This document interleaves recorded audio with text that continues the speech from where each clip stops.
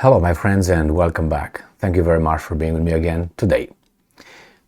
I do not admire, to be honest with you, nowadays in the current political environment in the United States, but maybe one or two or three politicians, and the other ones are not really nearing the bar. Okay, so these are some that I can mention. For instance, three that I really like. And this is just to tell you about the liberals. So I would go with Rand Paul, that's 100%.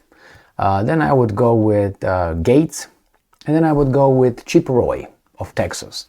These are three, and there are some others, but not too many. Maybe,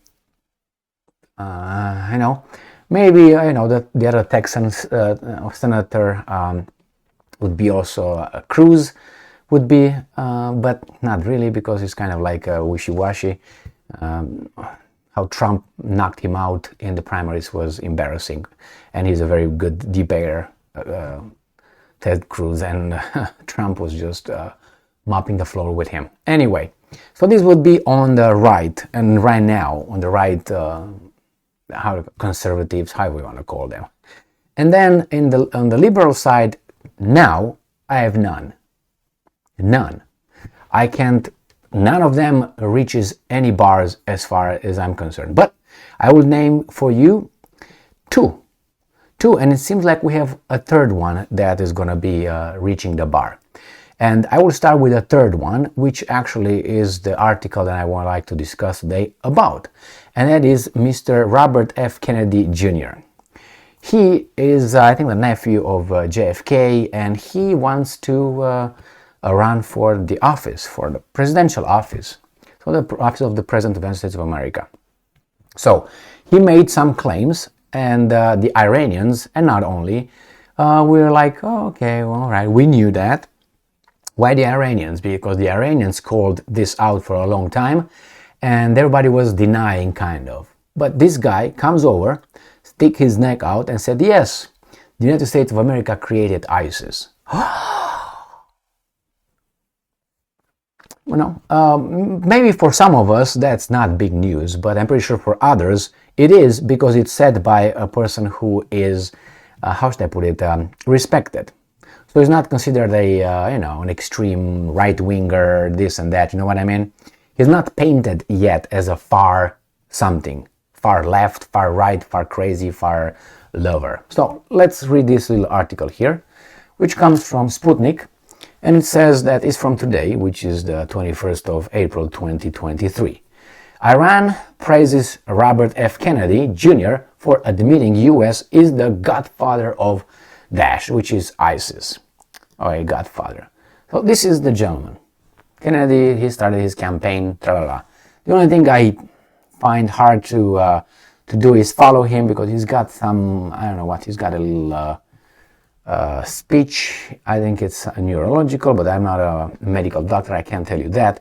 But it's a little bit tiring to listen, to express his very, very intelligent ideas. Okay, but if you can pass that, it's worth listening to this gentleman, and I think he's a gentleman.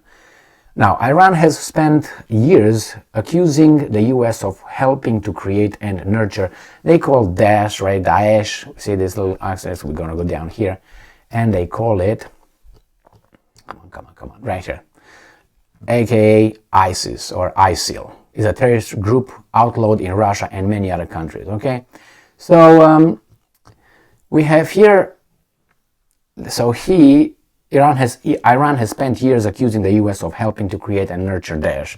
I would say ISIS, okay? In 2018, Revolutionary Guard Quds Force Commander Soleimani, the one that was bombed in Iraq from the order of, what's his name, Trump, urged Iranian diplomats to go to the UN and slap the West in the face with evidence of U.S. collusion with the terrorist group. Soleimani was later killed in a U.S. missile strike in Baghdad in 2020. Remember, Trump is very happy about it, and many others. I don't really care, because the truth is somewhere that it needs to be, yeah, he did this, yes, he did that. That's many things. A military general killed in a third country. I don't think that's legal. Anyway, Iranian foreign ministry. I mean, if you just want to keep the veneer of justice and all that, Iranian foreign ministry spokesman Nasser Kanani wandered into the U.S. presidential politics on Friday, offering praise to the Democratic hopeful Robert F. Kennedy Jr. for confirming Tehran's long-stated view that the ISIS terror group was created by Washington. And I'm quoting these guys, Kanani. There was no doubt that the U.S. is the creator of ISIS, but for those who deliberately close their eyes to the truth, the statement of Robert F. Kennedy, the nephew of John F. Kennedy, saying, and I'm quoting, "We created ISIS," and quote, reaffirms the fact that the American regime is the godfather of ISIS, Kanani tweeted.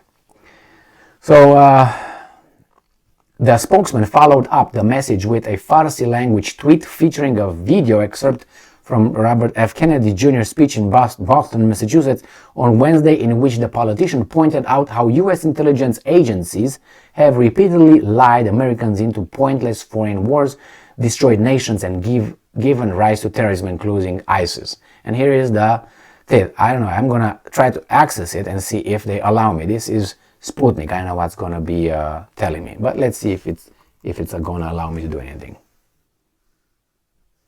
Hello? Mary Lou? Hello? No? Hey? Terry, because they wanted to it. Uncle came into office 2 months later. He's talking about his uncle, JFK. Came into office 2 months later. He was fighting his intelligence apparatus, his military, because they wanted to invade. They wanted to do the Bay of Pigs.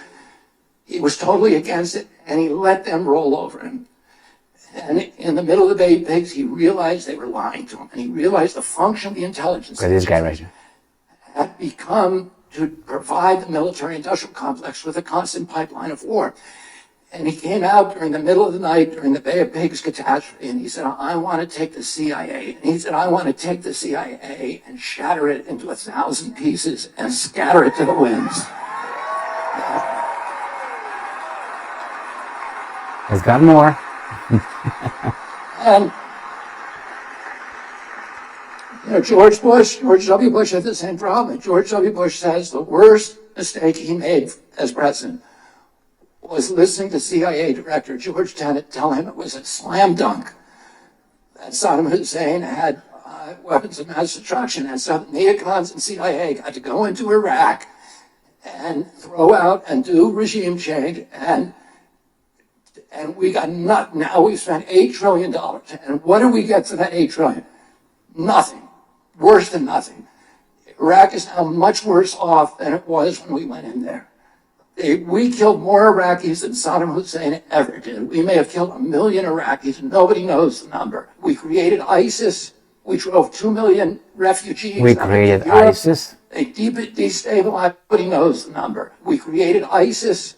We drove 2 million refugees up into Europe.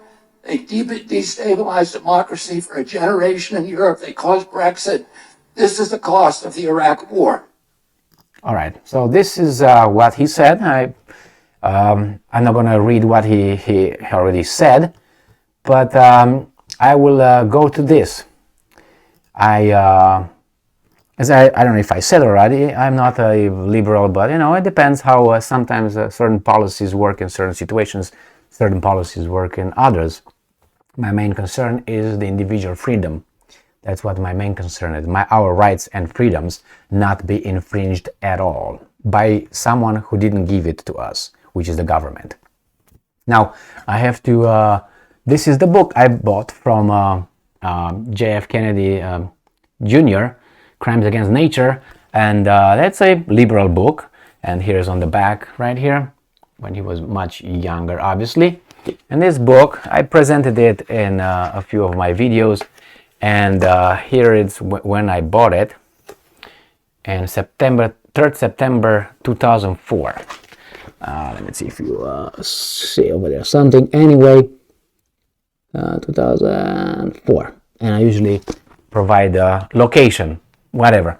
So this is it. This is one liberal that it seems like he crossed the bar, meaning that I like him. I liked him before. I liked him before this. I watched him in some of his appearances, for instance, at Tucker Carlson, because he's not invited among his friends anymore, since he's having too much of a big mouth and information that should not be released. Now that's one. I will show you two more that I have here, and one of them is not anymore a representative. He's a liberal, he's the Democrat. His name is Denis Kucinich. I liked this guy, I listened to him, and he was logical, and I don't know, I also admire this guy. All right, so he got out of the office, it's like in 2013, all right, and he was Ohio, I think, wasn't he? Yeah, Ohio, right here. And then the other one is this one. Please watch this guy. He's not there anymore, Alan Grayson. Again, 2017, he's out. So for 2013, 2017, so that's, what's a mandate or something? It's one, just one. He was kicked out immediately. And I will refer you to watch this. All right, these videos. And from this, you're going to go to others, okay? Alan Grayson.